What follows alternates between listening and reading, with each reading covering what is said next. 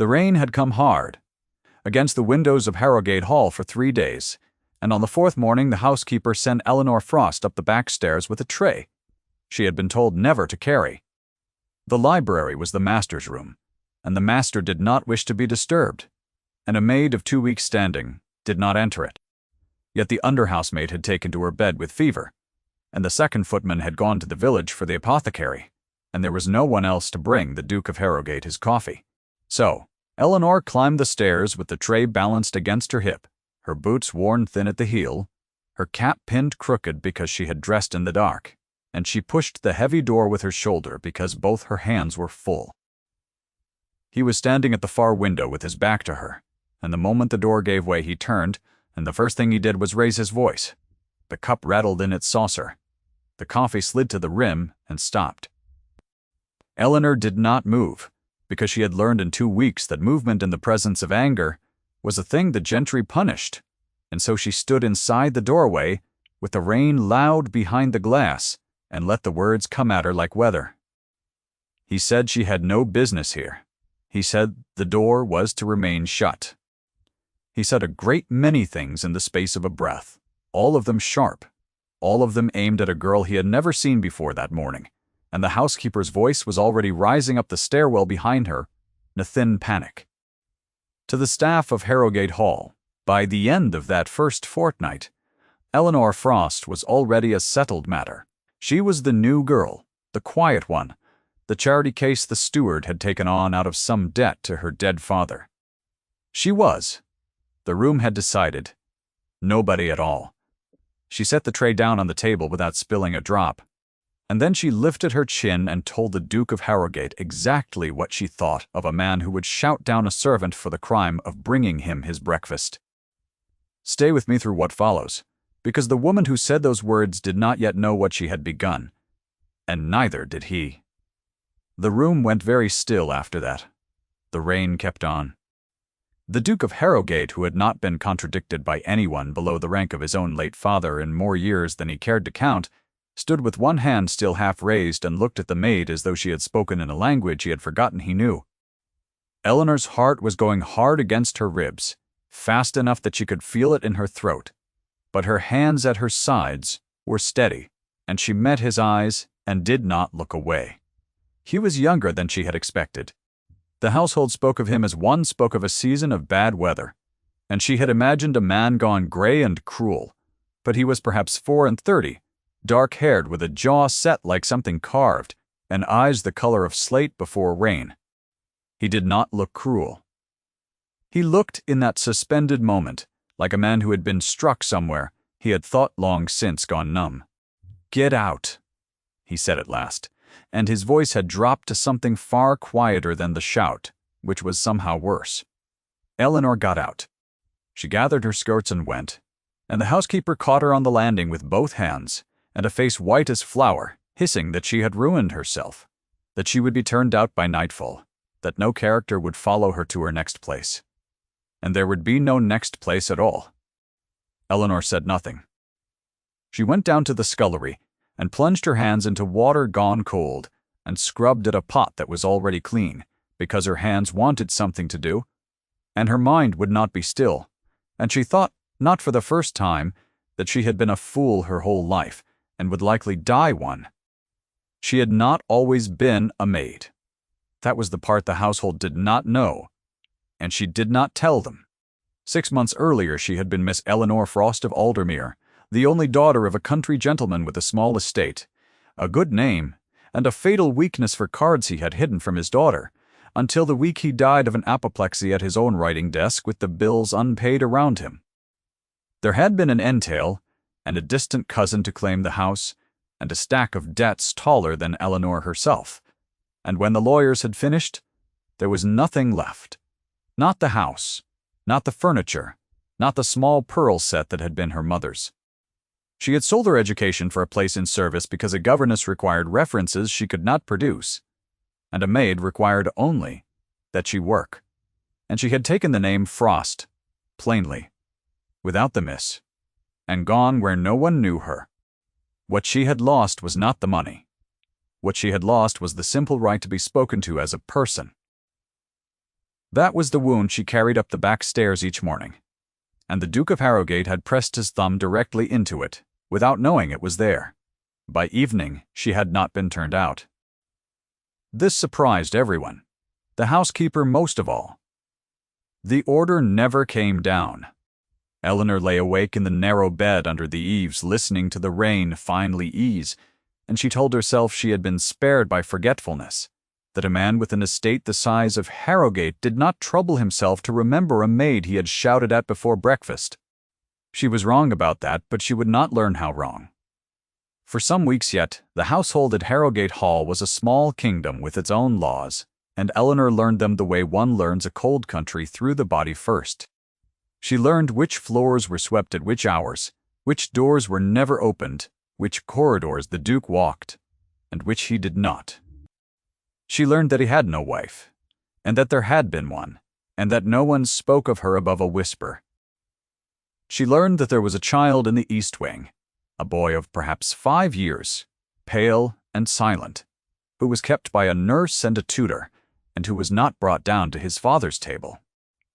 She learned that the Duke of Harrogate dined alone every night at a table that could seat 30, and that the candles were lit the whole length of it, though only one place was ever set, and that this was the saddest thing she had seen in a house full of sad things, though she could not have said why. The work itself she did not mind. She had grown up watching the servants of Aldemir, and had never been cruel to them. And she found there was a kind of mercy in labor, in the way a body too tired at night had no strength left for grief. She rose at 5 and laid the fires and carried the water and scrubbed the steps with a brush that took the skin from her knuckles, and she ate her bread standing in the cold passage with the other maids, and she learned their names and their small histories. The kitchen maid Sarah, who sent her wages home to a mother in Dorset. The old laundress, Mrs. Pike, who had served 3 generations of the family, and remembered the late Duchess as a girl. From Mrs. Pike, in unguarded moments over the steaming coppers, Eleanor began to gather the shape of the house's sorrow, that the master had married for love and lost his wife to childbed, and never recovered the use of his own heart, that the boy had been shut away because the sight of him was a wound, that the great cold dining hall, with its 30 places and its single setting, had been laid that way for 5 years, as though the house itself were waiting for a return that would not come.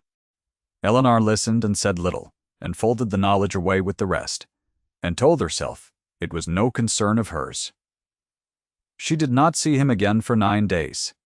When she did, it was in the long gallery, where she had been sent to dust the frames of portraits that had hung there since before the hall had its present name. She did not hear him come.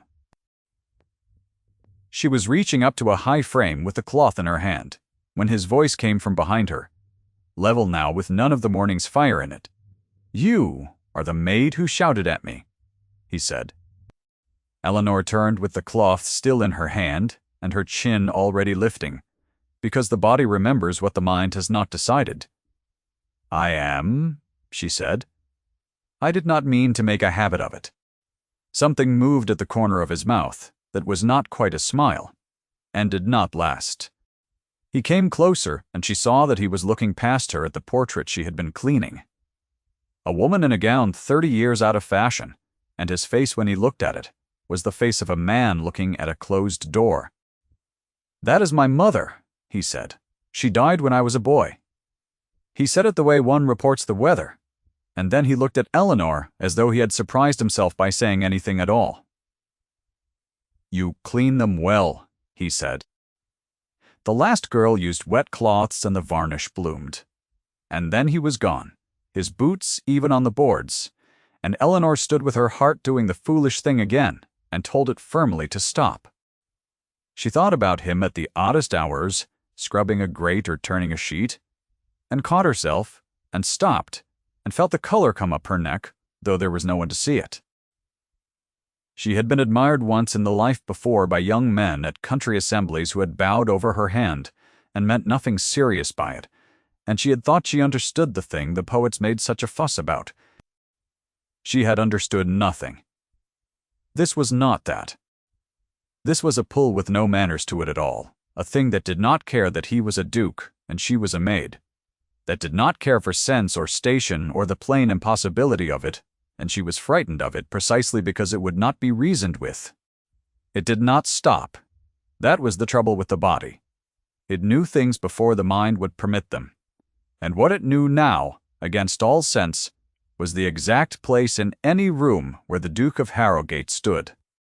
She would be at the linen press and feel the air change and know, without turning, that he had come into the corridor. She told herself it was fear. A servant learned to track the master the way a hare learned to track the hawk.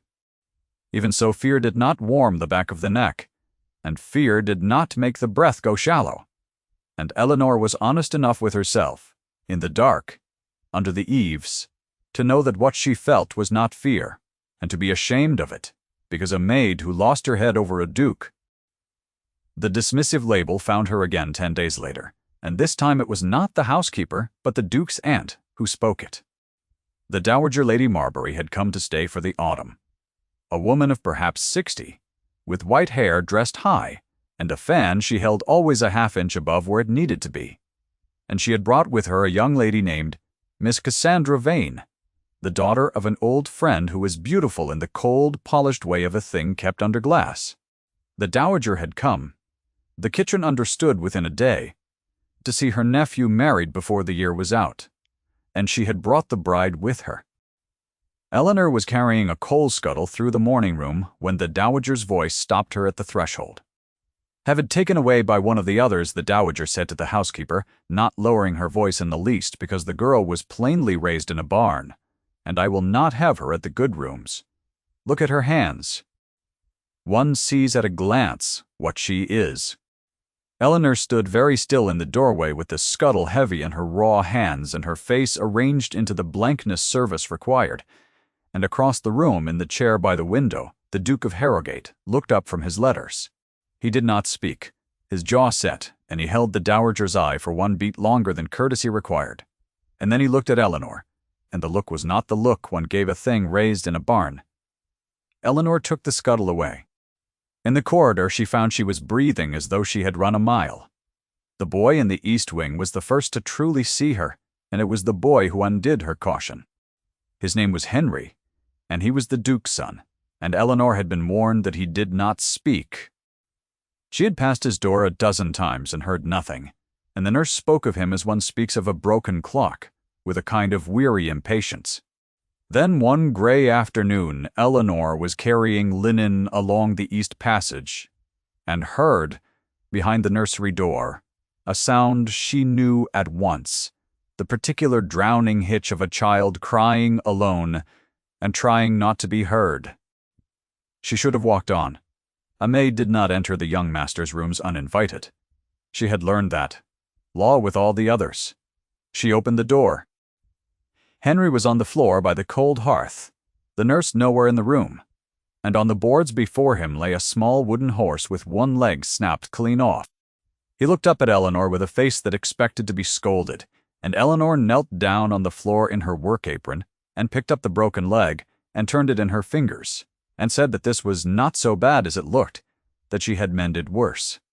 That her own father had once carved her a whole stable of these, and she had broken every one of them, and he had mended every one, and never once been cross. She did not know why she said it. She had not spoken of her father to a living soul since Aldermere. The boy watched her mouth as she spoke, and when she had finished, he held out the body of the horse to her without a word, and she took it. She did not know that the Duke of Harrogate stood in the passage with the nursery door ajar and heard every word. She did not know it then. She learned it later, in the way one learns the important things, too late to guard against them. What she knew at the time was only that she mended the horse that night by candle in the scullery with a sliver of kindling and a length of thread glue begged from the carpenter, and that she returned it to Henry the next day, and that the boy held it to his chest and looked at her with his whole solemn face, and that something in her own chest, long boarded over, came loose. After that she went to the nursery when she could in the stolen quarter hours, and she did not ask permission, and no one forbade her. She learned the small geography of him by degrees. He liked the window seat best, where he could watch the rooks come down into the bare elms at dusk. He could not abide a closed door, and would not say why, and Eleanor did not press him, only saw to it that the nursery door stood always a little ajar when she was near. He had a way of going very still and far away in the middle of a sentence, and she learned to wait through it without fussing, the way one waits out a passing cloud, until he came back to himself and finished what he had begun to say.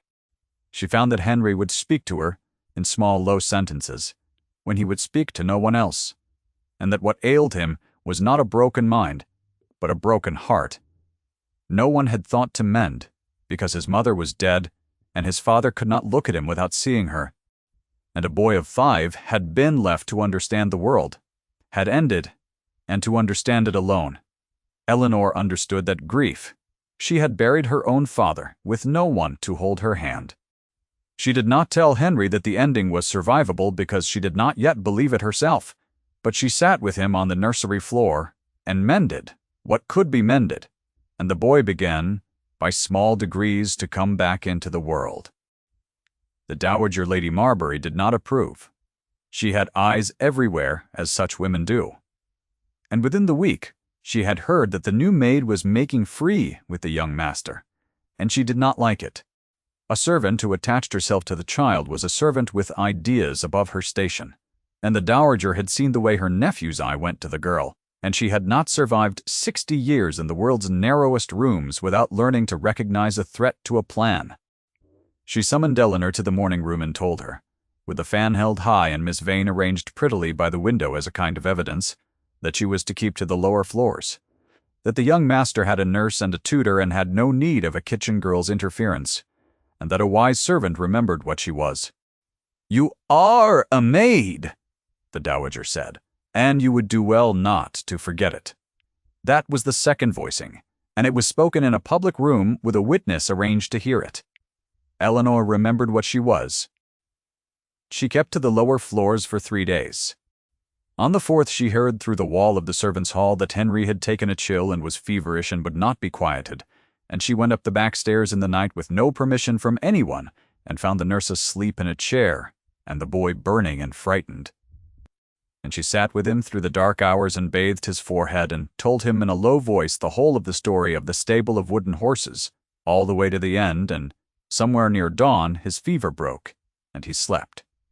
When she lifted her eyes from the bed, the Duke of Harrogate was standing in the doorway in his shirt-sleeves, with a candle in his hand, and he had been there long enough that she understood he had heard the story to its end. Neither of them spoke. He crossed the room and looked down at his sleeping son, and Eleanor saw his throat move. Then he looked at her, at the maid asleep in the chair across the room, and the maid awake at his child's bedside, and he said only, in a voice she had not heard from him before, "Stay until he wakes." It was a command. It was the most tender thing anyone had said to her in half a year. That was the night she stopped pretending to herself that what she felt was fear. It was also the night the midpoint of the matter turned, though neither of them named it so. For the Duke of Harrogate, watching a servant give his motherless boy the thing he himself had been too crippled by grief to give, something that had been frozen since the death of his wife began, very slowly, and against his will, to thaw. He had married for love, against his family's advice, a gentle girl named Charlotte who had died bringing Henry into the world, and he had blamed himself for it with the merciless logic of grief, reasoning that if he had not wanted her, had not married her, had not got the child upon her, she would be living still.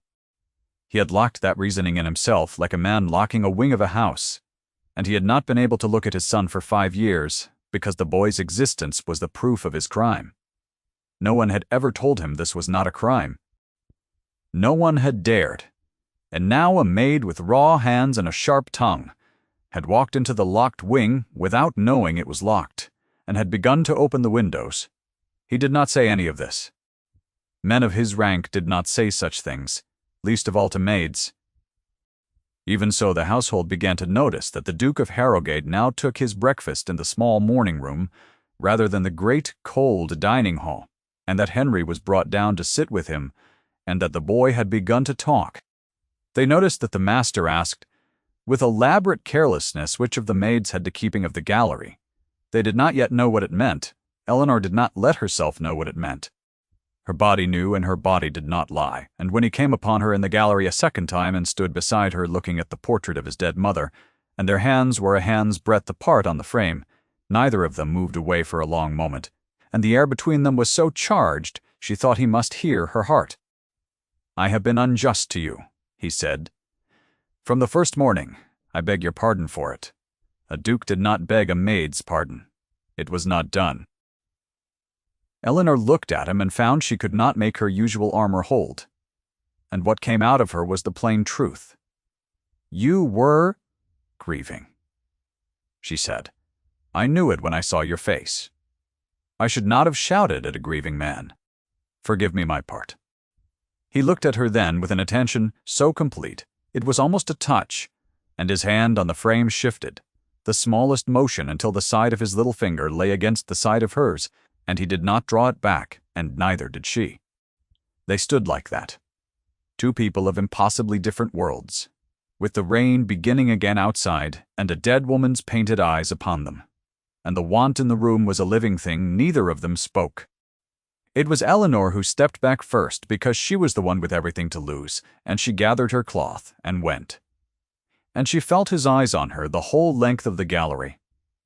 The Dowager Lady Marbury was not a fool. She had watched her nephew thaw, and she had watched the direction of the thaw, and she understood, with the cold clarity of her kind, that the maid had to go before the matter became a scandal that no marriage to Miss Vane could mend. She did not move clumsily. She was far too practiced for that. She waited, and she watched. And she found her lever in the most ordinary of places, which was the small pearl set that had been Eleanor's mother's. Eleanor had kept one thing from the wreck of Aldermere. When the lawyers had stripped the house, she had hidden, in the hem of her traveling cloak, a single small object her mother had pressed into her hand on her deathbed years before, a miniature in a worn gilt frame, a painting of her mother as a young woman with Eleanor's own gray eyes. It was not worth much in money. It was worth everything. Otherwise. She kept it wrapped in a handkerchief at the bottom of the box beneath her bed, and she took it out on the bad nights and held it, and it was the one piece of evidence she had that she had once been a person with a mother and a name. The Dowager found it. Or rather, the Dowager arranged for it to be found, which is a different and uglier thing. A search of the servants' quarters was ordered on the pretext of a missing brooch of Miss Vane's, and the box beneath Eleanor's bed was opened, and the miniature in its worn gilt frame was lifted out and held up, and the Dowager looked at the gray eyes in the painting and looked at Eleanor's gray eyes and said with great satisfaction, "That here was the proof of it, that a kitchen girl did not come by a gentleman's miniature honestly, that the creature was a thief, and had been one all along, and that she must be given to the magistrate before nightfall." The dark moment came in the great hall, with the whole household assembled, because the Dowager wished it witnessed.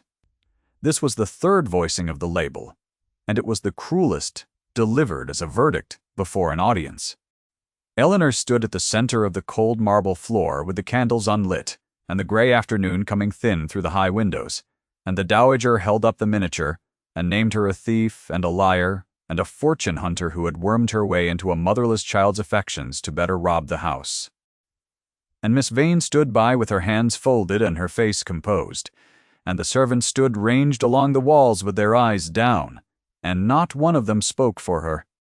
Eleanor looked at the miniature in the Dowager's gloved hand, the one piece of her mother left in the world, and she did not weep, and she did not plead, because she had learned that the gentry took weeping as confession.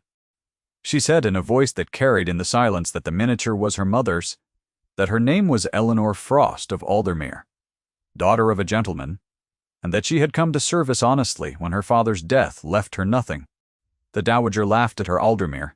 The Dowager said, "How convenient that the family is dead and the house is sold and there is no one living to confirm a word of it." That was the lowest point, for there was no one. The lawyers were in London, and would not stir for a maid. Her father was in his grave. The house was a stranger's now.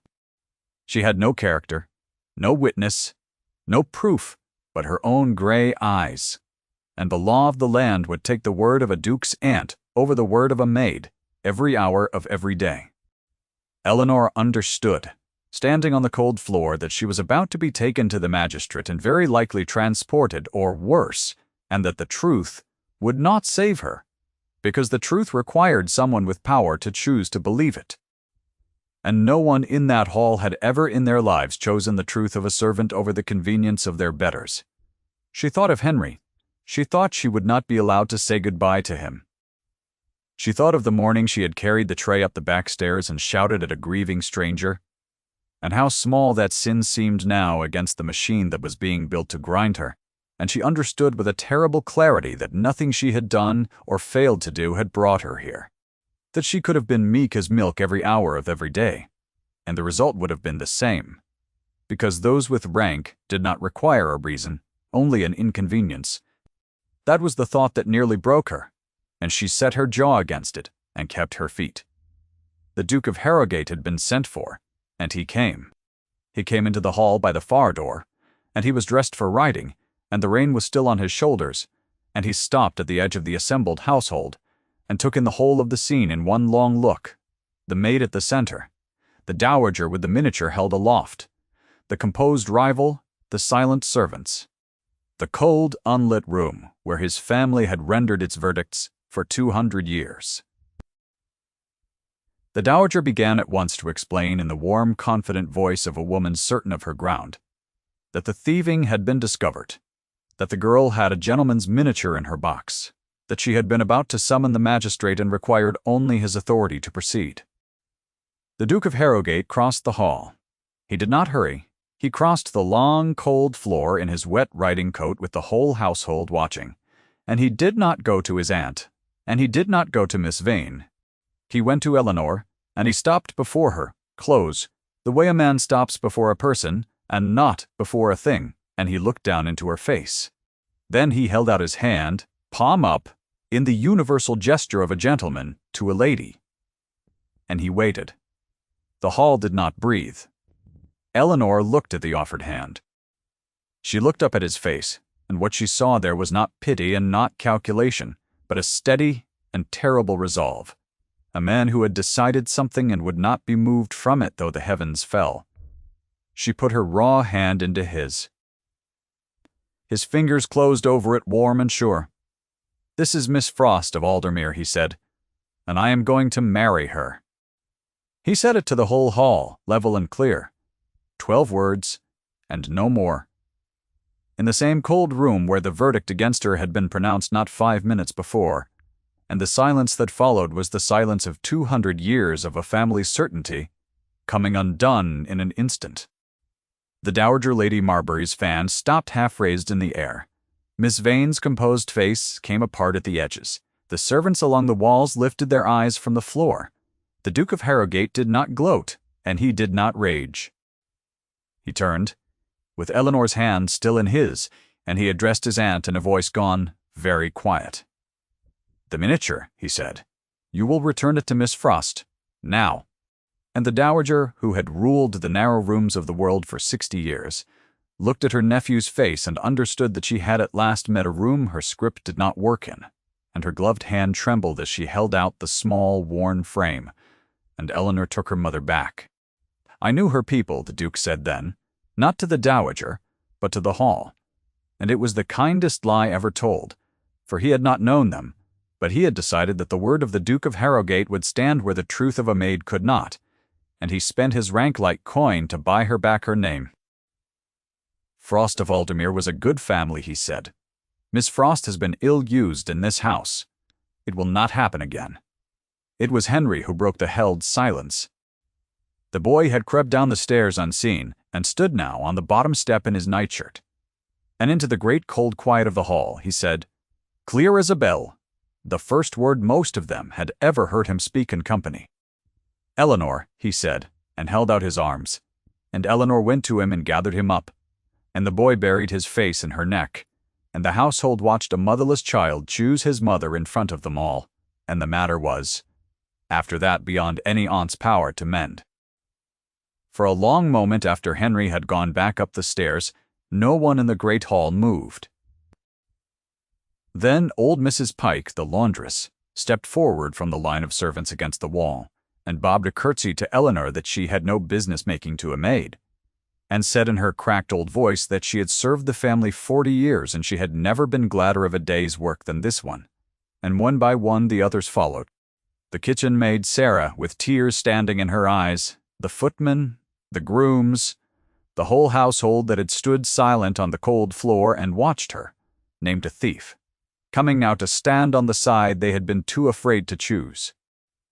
Eleanor understood that they had not been cruel, only frightened, the way she herself had been frightened for half a year, and she found she could not hold it against them. The Duke watched it happen with his wife's hand in his, and said nothing, and let his people choose her in their own time, because a thing chosen freely was worth more than a thing commanded. The Dowager Lady Marbury left Harrogate within the week. She was not destroyed, and she was not cast out. Her nephew saw her to her carriage, himself with every courtesy, and handed her in, and said only that he hoped she would dance at the wedding, and the dowager, who was not, after all, a stupid woman, looked at his face and understood that the courtesy was the displacement. That she had overreached and lost, and would be permitted to keep her dignity, precisely because she had been so thoroughly beaten that she no longer threatened anything. Miss Vane went with her, and was married within the year to a baronet in Kent, and was, by all accounts, not sorry to escape a house where the master had never once looked at her with anything warmer than civility. The lawyers in London, applied to at last by a duke and not a maid, confirmed within the month every word Eleanor had spoken, and Frost of Aldermere was entered in the parish register beside the name of Harrogate, as though it had always belonged there. If this story has stayed with you, I hope you will sit with its quiet ending a moment before you go. They were married in the spring, in the small parish church near the hall, with snow still in the lee of the churchyard wall. Though the crocuses had come up gold along the path, it was not a great wedding.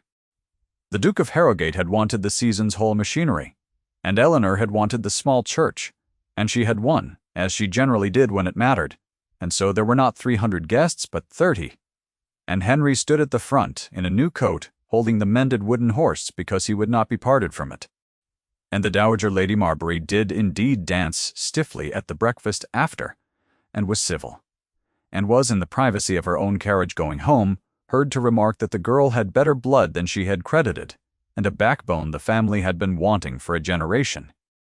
That evening, when the guests had gone and the great house had quieted, Eleanor walked the long gallery one last time, as a servant might out of an old habit she would spend years unlearning, and she stopped before the portrait of the Duke's mother, the woman with the closed-door face she had cleaned with a dry cloth on the morning everything began. Her husband found her there.